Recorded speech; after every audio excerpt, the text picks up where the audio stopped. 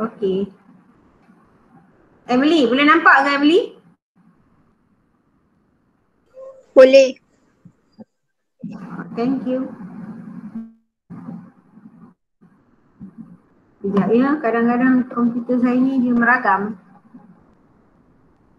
Cikgu saya Kadang-kadang all the time. dah nampak, dah nampak. Belum lagi dia baru. Dia belum lagi, dia lambat sebab saya punya internet ni. Sama Okey, jadi kita mulakan hari ini dengan tajuk kita Kebangkitan Nasionalisme 2.6. Dalam tajuk ini kita akan melihat apakah faktor-faktor yang mempengaruhi kemunculan gerakan nasionalisme. Debbie, apa itu nasionalisme, Debbie? Ingat lagi tak? Negara. Debbie. Okey, Patricia? Good try. Patricia? Cikgu. Ya, apa dia nasionalisme?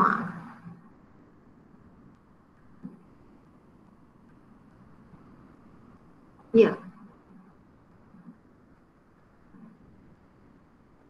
Azwa, apa dia nasionalisme? Perasaan cinta akan negara. Ya, bagus perasaan cinta akan boyfriend saya taklah kan. Perasaan cinta akan bangsa dan negara. Dan perasaan itu mendorong kita ingin terus merdeka atau berdaulat.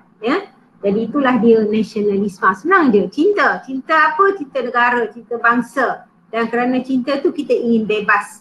Kita tidak mahu lagi dijajah oleh mana-mana kuasa. Jadi ada beberapa faktor, ada 6 faktor yang mempengaruhi kemunculan gerakan nasionalisme di negara kita. Jadi faktor yang pertama dimainkan oleh peranan agama. Jadi agama yang sama iaitu agama Islam. Contoh yang kita ambil adalah agama Islam. Kalau kita lihat, Masya Allah. Saya nak mencari saya punya laser pointer tak jumpa. Maklumlah ngajar awak ni orang tua kan. Baru jumpa. Okey. Faktor agama Jadi faktor agama ini adalah faktor yang sangat penting kerana agama yang sama dia dapat menyatu padukan masyarakat. Jadi kita lihat di sini agama Islam adalah peranannya menyatu padukan masyarakat Islam untuk bergerak menentang penjajahan barat. Imperialisme bermaksud penjajahan barat, penguasaan barat. Jadi siapakah mereka dalam golongan agama itu? Antaranya yang awak boleh lihat di sini paling handsome ketika itu, pada ketika ini tentulah suami saya. Okey, Syed Jamal Al-Din Al-Afghani, Syekh Muhammad Abduh dan Rashid Rida. Jadi ini antara pemimpin gerakan Islam yang muncul di kalangan pelajar-pelajar di Mesir ketika itu. Dan aliran pemikiran Islah ini dia sampai ke negara kita. Dan perjuangan gerakan Islam ini bertujuan mengembalikan Islam kepada ajarannya yang sebenar. Jadi kita lihat dulu-dulu dahulu kala lah, sekarang pun ada juga masyarakat yang menjadikan agama sebagai penghalang untuk maju dalam kehidupan. Mereka menganggap agama hanya mahukan kita mengingati Tuhan 24 hours 7.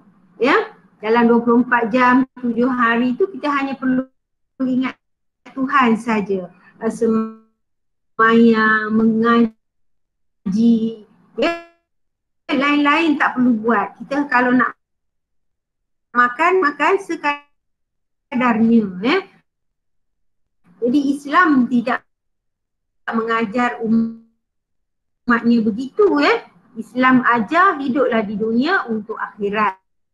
Jadi ada orang yang menyalahgunakan agama ini.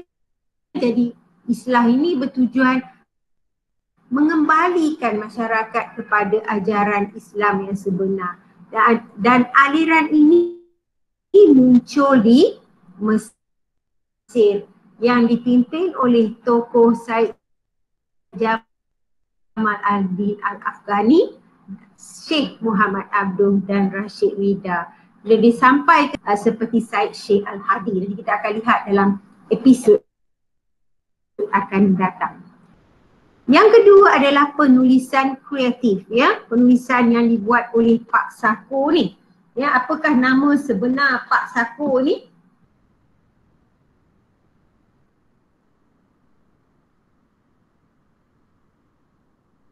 Ishak Haji Muhammad, ya.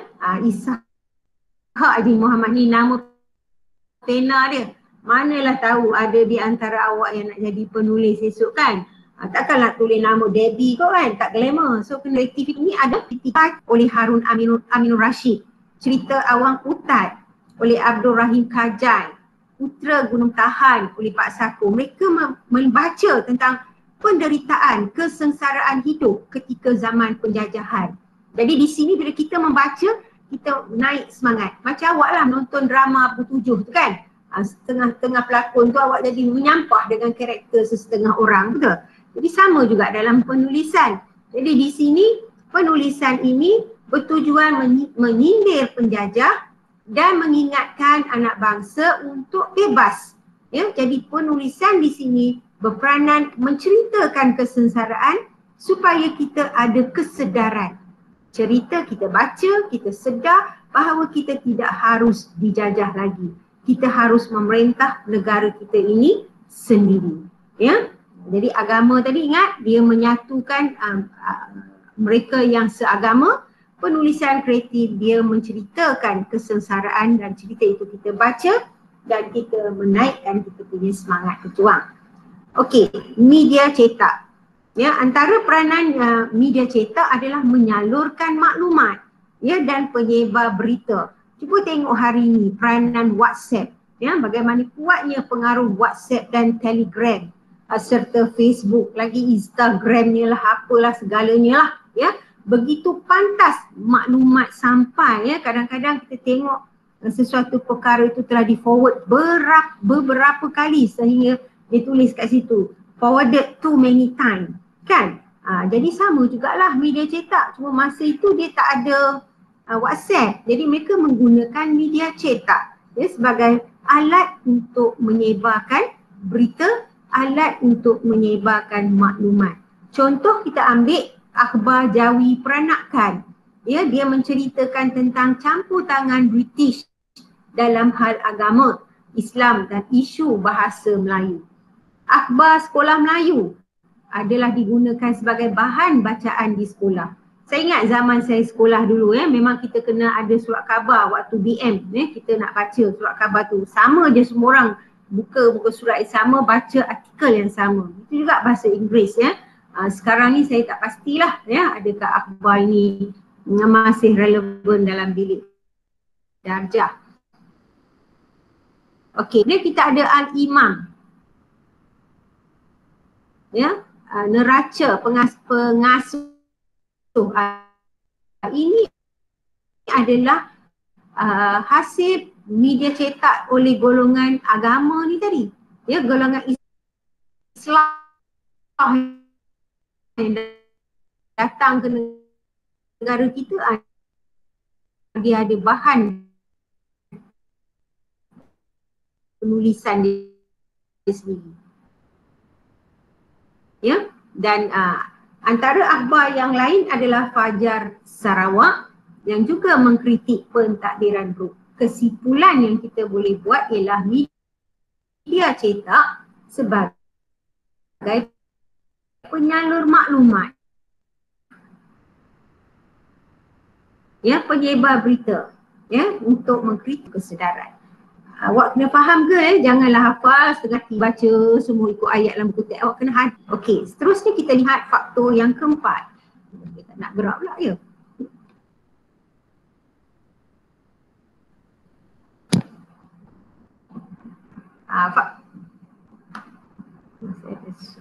Ada soalan tak tentang 3 faktor yang telah kita cakapkan tadi? Saya cakap, awak tak cakap pun, ya.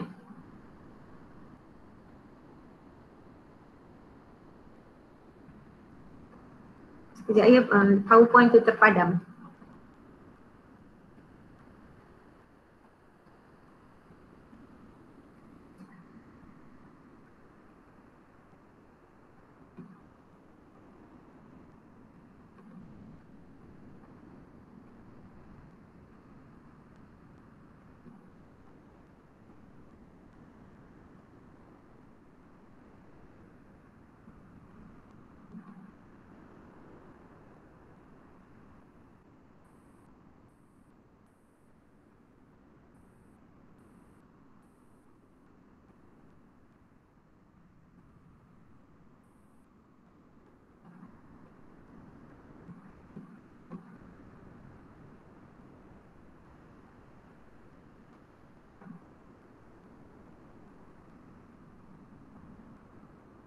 Okey, kadang-kadang fresh jugalah kan. Sedang elok je tiba-tiba terpadamlah dan sebagainya. Tambah-tambah cikgu yang tua saya ni yang tidak berapa cekap dengan IT ni kan. Awak ni ya letera. Okey. Lepas ni kita nak suruh awak buat presentation. Semua senyap je kan. Okey, faktor yang keempat ialah faktor pendidikan. Apabila kita menerima pendidikan, kita akan ada kesedaran. Ya, kita akan dapat pendedahan tentang falsafah baru, ya, tentang kelemahan bangsa kita. Bila kita educated, ya, tentulah kita sangat berbeza dengan orang yang tidak educated. Ya, jadi pendidikan ni kita boleh lihat satu pendidikan agama, ya, pendidikan yang kedua ialah pendidikan di sekolah Melayu dan juga pendidikan Inggeris. Pendidikan agama ni bermula di Madrasah Al-Atas, ya, yang mana mereka ini menerima idea kaum muda. Ya, manakala pendidikan Inggeris ya di Raffles Institution di Singapura dan Maktab Melayu Kuala Kangsar MCKK ini masih ada sampai hari ini ya. Juga pendidikan Melayu di Maktab Perguruan Sekolah Sultan Idris atau SITC yang sekarang dikenali sebagai UPSI. Universiti Perguruan Sultan Idris Tanjung Malik ya. Jadi yang seterusnya kita lihat pendidikan ini dapat melahirkan golongan pelajar yang didedahkan dengan beberapa idea baru ya dalam memerintah negara, khususnya dalam melahirkan nasionalisme. Okey, faktor yang kelima ialah kemunculan golongan intelektual, iaitu golongan cerdik pandai. Dari pendidikan inilah lahirnya golongan ini. Ya, jadi golongan ini lahir daripada pendidikan yang mereka dapat dari sekolah agama, sekolah Inggeris, sekolah Melayu.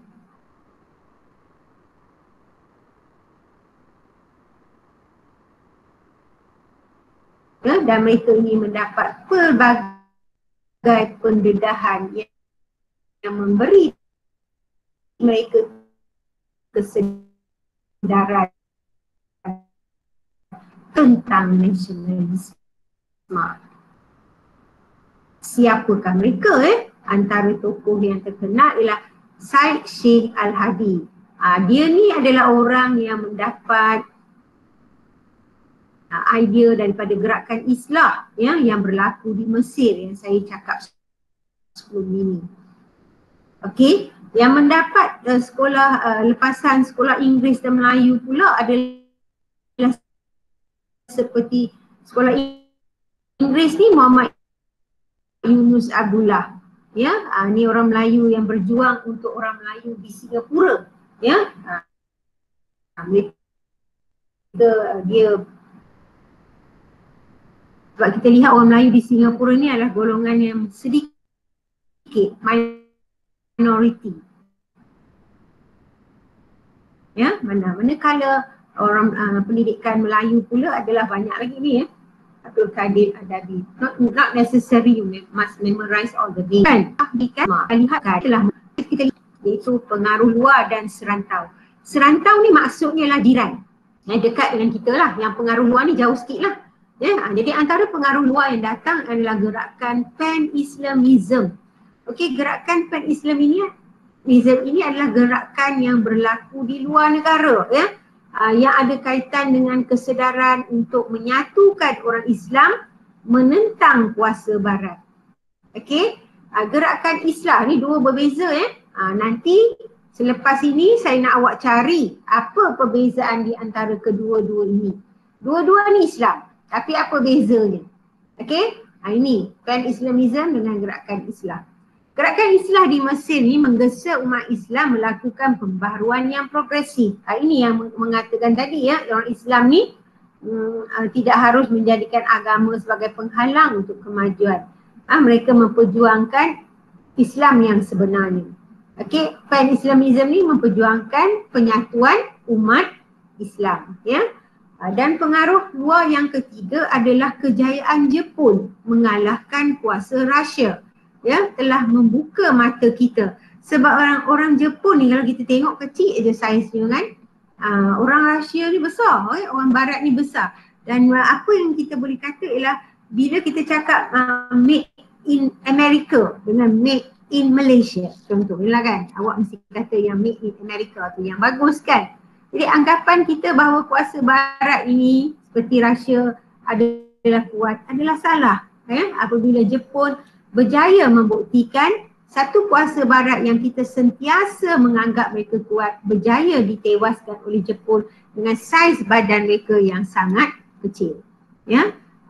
Yang keempat, gerak pengaruh luar yang ada adalah revolusi Cina, ya, yang berlaku semasa pimpinan Sun Yat-sen. Ya, ni orangnya macam pelakon Cina tadi tu. Okey, berjaya menewaskan Manchuria dan membentuk negara Republik Cina. Ya, jadi ini juga membantu membangkitkan kesedaran untuk menentang penjajah. Mahatma Gandhi, tengok macam mana pemimpin dulu pakaian pun tak ada nak pakai, berjuang untuk membebaskan negara India, ya. Tapi hari ini lihat India penuh dengan corruption. Ya, kesian orang-orang dulu berjuang, ya. Kalau dia dapat hidup balik tentu dia rasa kecewa dengan pemimpin yang corruption, ya. Jadi Mahatma Gandhi ni dia berjuang tanpa menggunakan kekerasan dan dia berjaya memberikan inspirasi. Inspirasi ni memberikan semangatlah kepada gerakan nasionalisme yang lain. Ya, kalau kita tengok Gandhi ni, kalau ada masa girls, tolong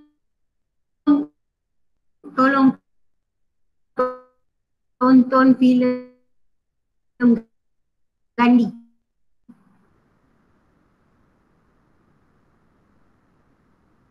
Ya, awak akan lihat macam mana Gandhi berjuang. Nama filem tu Gandhi, dia bercakap Inggeris.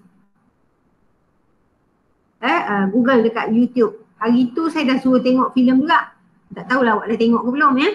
Okey, dan kemudian perjuangan Jose Rizal, Ini Jose Rizal dan Sukarno, yang berjuang di Filipina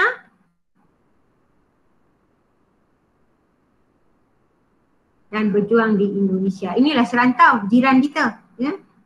Melihat kegigihan mereka berjuang, tentunya ia memberi semangat kepada kita juga. Okey, jadi itulah antara faktor yang mempengaruhi gerakan nasionalisme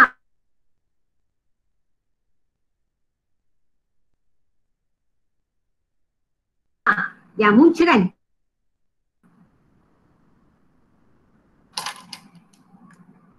Okey girls, soalan pertama nak dengar dulu kalau soalan. Kalau tak ada saya menanya kan.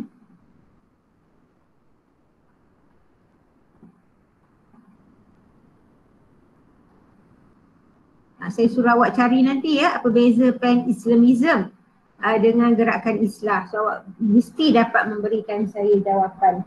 Okey, boleh sebutkan saya sebuah akhbar yang terkenal di Sarawak? Najwa, Farah Najwa.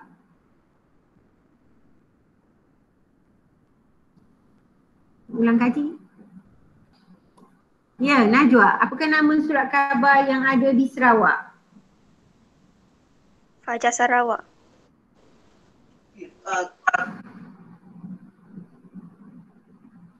Tak dengar lah, dia pecah-pecah. Fajar Sarawak.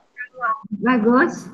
Okey, namakan saya sebuah pusat pengajian Melayu, ya, yang melahirkan tokoh-tokoh beraliran Melayu, pendidikan Melayu. Namakan satu pusat pengajian.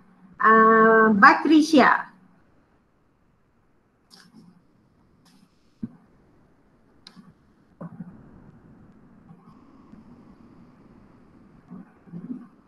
Patricia, are you there or sleeping? Ya cikgu.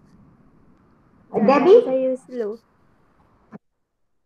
Ya, Patricia. Alright, saya tunggu.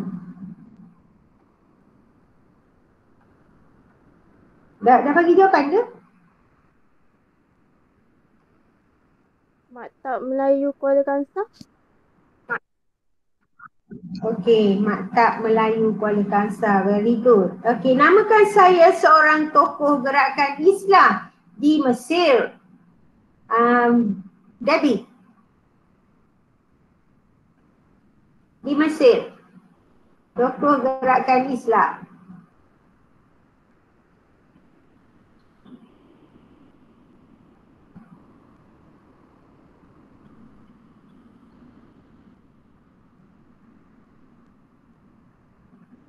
Nanti kita tunjuk lelaki yang paling kacak masa itu kan. Tapi masa sekarang suami saya kata tadi kan. Mesti awak tak tengok gambar dia.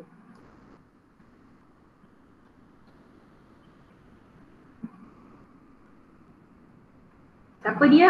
Okey, orang lain biasanya dia ni. Syazwani. Cikgu, saya sedang cari jawapan. Okey, kita beralih kepada soalan lain ya. Tunggu Debbie beri jawapan. Kita pergi kepada Syazwani. Okey, namakan saya penulis buku Melor Kuala Lumpur. Harun Aminur Rashid.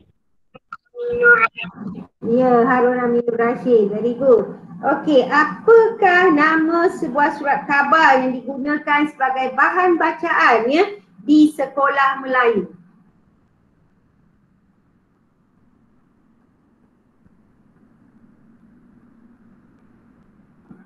Saya ke? Orang lain saya tersebut nama ya. Najwa. Sorry. Farah Najwa. Saya ikut list nama yang saya catat kehadiran ni ya. Debbie, kalau ada jawapan dah beritahu ya.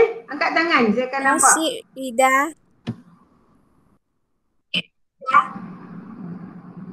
Rashid Rida. Okey, pandai awak hafal pendek je. Tak nak bagi yang panjang. Okey, very good.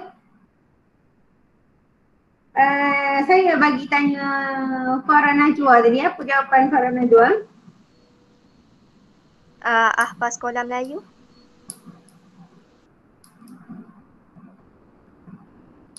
Okey, kita tunggu Najwa cari. Kita pergi pada Cheng. Cheng, dua orang tokoh dari luar yang mempengaruhi gerakan nasionalisme di negara di Asia Tenggara ini. Dua orang tokoh. Apa-apa? Dua orang tokoh luar yang mempengaruhi gerakan nasionalisme.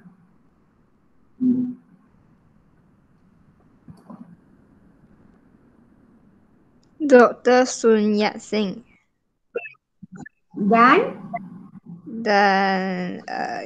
Mahatma Gandhi.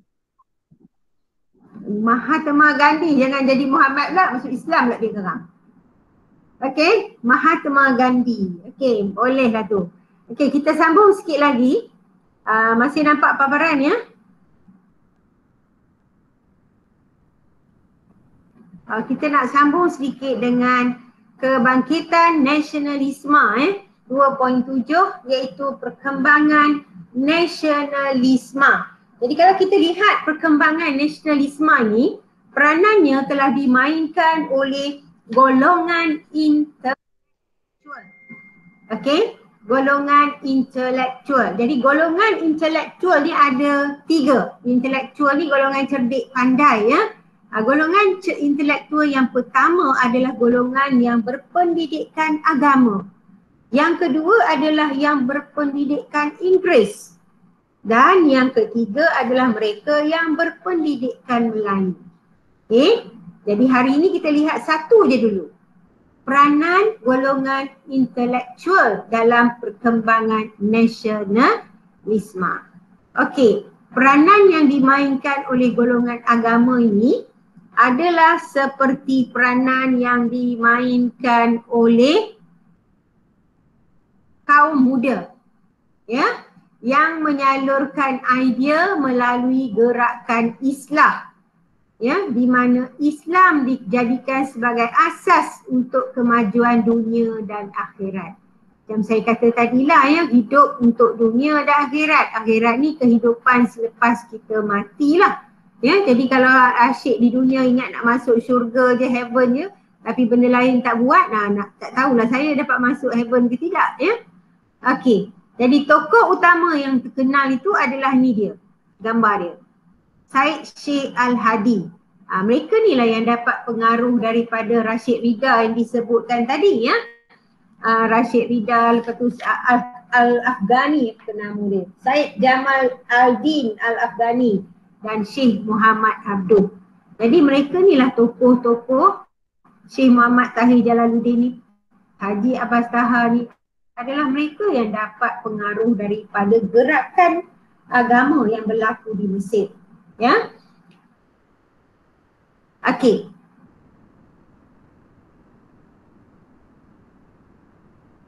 Bagaimana mereka ni berjuang? Mereka berjuang melalui madrasah. Satu ni madrasah. Madrasah ni kecil lah, macam tempat mereka dapatkan pendidikan. Biasanya di madrasah ni ada asrama sekolah, ya. Dia ada pengajian yang mereka jalankan di madrasah ni. Dia macam sekolah juga, ya.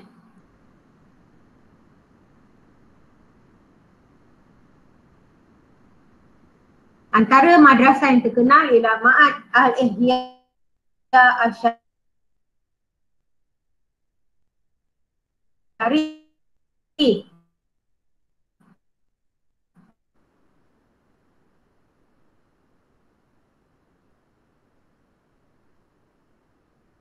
di Gunung Semanggul, Perak. Okey, dan idea perjuangan mereka adalah untuk membawa ajaran Islam yang sebenar. Selain berjuang untuk agama, mereka juga memperjuangkan peluang wanita, ya, untuk mendapatkan pendidikan. Dan perjuangan mereka selain menggunakan madrasah, mereka juga berjuang melalui ini dia berjuang. Okey, kita pakai sahih. Dia murid dulu saya ajar, dia akan cakap syekh, dia kata. Macam. Okey, next kita lihat mereka yang berpendidikan Inggeris. Contohnya Raja Chulan. Sebab tu kita ada sekolah menengah kebangsaan Raja Chulan. Sekolah saya dulu tu. So, saya pergi untuk Form 6, ya. Ini dia Muhammad Yunus Abdullah yang tadi kita belajar sebelum ni, ya. Jadi mereka yang dapat pendidikan Inggeris ni dapat pendidikan daripada MCKK, ya, Maktab Melayu Kuala Kangsar atau Malay College Kuala Kangsar. Okey, antara tokohnya adalah Raja Chulan, Mahmud Mat, Muhammad Yunus Abdullah, Raja Uda, ramai lagi, ya. Dan mereka ini dilatih, ya. Mereka ni melatih anak bangsawan untuk diserapkan dalam pentadbiran kerajaan. Jadi British dia pandai sebenarnya, dia pandai. Dia beri, dia kata kalau orang Melayu nanti dapat pendidikan dia akan menentang, ya. Jadi dia tak nak orang Melayu menentang, dia bagi pendidikan hanya pada golongan atasan. Itu sebabnya sekolah Inggeris ini hanya untuk golongan elit, ya. Anak-anak raja saja boleh pergi sekolah. Kalau kita tengok MCKK ni memang dahulunya hanya untuk golongan elit. Ya, jadi bagi mereka kalau sultan, anak-anak sultan dapat pendidikan, they don't bother about yang rakyat terlebih dah. Ya, itu pandangan Inggeris. Ya, baik. Perjuangan ini kita lihat perjuangan golongan intelektual ini juga menyuarakan hak untuk mendapatkan pendidikan Melayu. Ya, dan mereka menuntut taraf hidup dibaiki, ya, dan memberi lebih banyak peluang kepada orang Melayu dalam jabatan kerajaan. Apakah cara mereka berjuang? Mereka berbaik-baik dengan British. Mereka juga menggunakan akhbar. Contohnya Warta Melaya. Okey, jadi kesimpulannya golongan yang berpendidikan Inggeris ini adalah tiga yang boleh nampak gambar ni, dua tokoh ini. Okey, dan perjuangan mereka ni, mereka dapat pendidikan dari MCKK. Apa yang mereka perjuangkan ialah membaiki taraf hidup, mahukan banyak peluang untuk orang Melayu dalam jabatan kerajaan. ya, dan cara mereka berjuang, menulis dan juga berbaik-baik dengan British, ya. Seterusnya kita pergi kepada yang terakhir, ya, iaitu golongan intelektual berpendidikan Melayu. Ini Buyung Adil, Harun Aminur Rashid, ya, yang menulis apa tadi? Novel Melur Kuala Lumpur, ya. Jadi yang dapat pendidikan Melayu ni dia belajar di SITC lah, ya, Maktab Perguruan Sultan Idris. Jadi dulu-dulu kalau tengok orang British ni, dia bagi pendidikan pendidikan Cina dia tak kisah, sebab dia tahu orang Cina akan urus sendiri pendidikan mereka. Ya, dia kisah pendidikan orang Melayu dengan pendidikan orang India saja. Orang India ada bagi sekolah pergi ke estate-estate, dia letak sekolah dalam estate, jadi anak-anak India ni akan belajar di sekolah Tamil. Ya, manakala orang Melayu ni dia bagi sekolah juga, tapi sekolahnya had pandai baca dan mengira saja. Dia tidak mahu orang Melayu ada education. Sebab pengalaman British di India,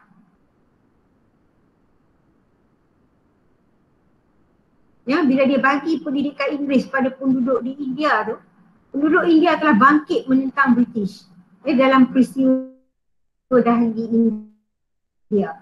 Jadi dia tak nak, apa yang dia belajar daripada India tu ialah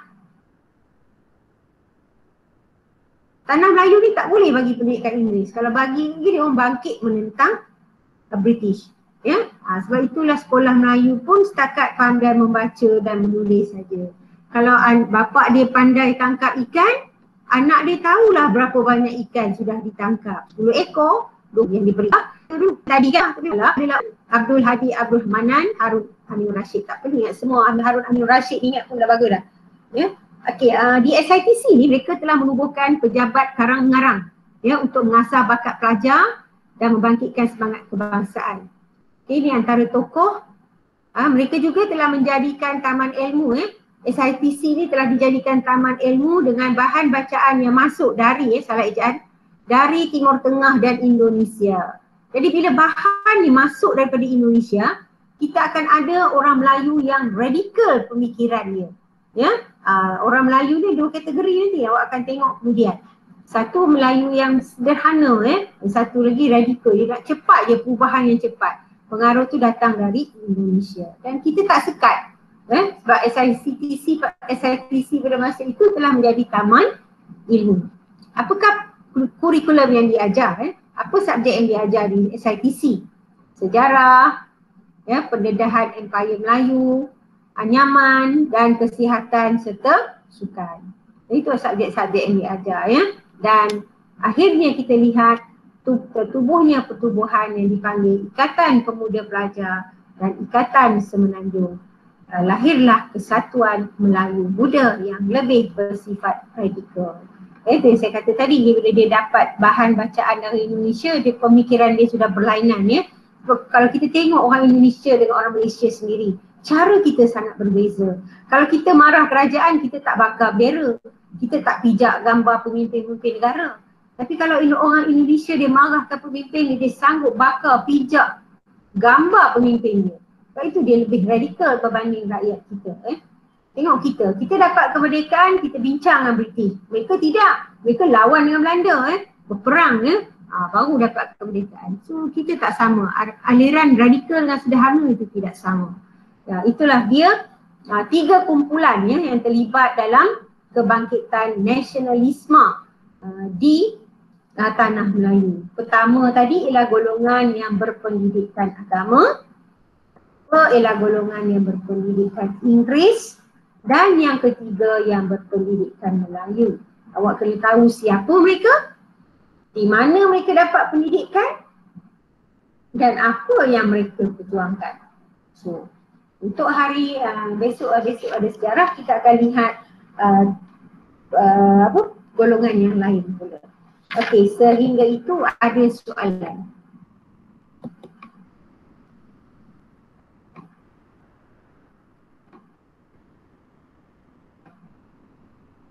Ada soalan tu? Oh, senyap semua ya, dengar saya cakap semua tidur. Tidur ke? No more presenting dah dah tertutup Okey, ada soalan ke? Tak Any ada. question please kalau nak tanya. Jadi faham ya betapa pentingnya pendidikan. So awak kenalah hadirkan sekolah. Sia-sia mereka berjuang kalau kita tidak meneruskan apa yang mereka inginkan. Okey, awak ada masa 15 minit lagi, maafkan saya. Sepatutnya setengah jam saja tapi terlajak. Ya, sebab ni cover, tajuk ni sebenarnya minggu lepas tapi tak tercover. So untuk seterusnya saya akan bagi latihan untuk awak buat. Ada 2 latihan yang awak kena buat. Satu dalam Google Classroom dan satu lagi ialah dalam word wall. So saya nak awak buat dan word wall tu tak perlulah SS markah sebab saya boleh check markah dan siapa yang buat. Okey, kalau tak ada soalan kita bersurai sekarang. Terima kasih. Terima kasih cikgu. Terima kasih cikgu. Tapi saya boleh dihubungi dengan WhatsApp ya. Sama.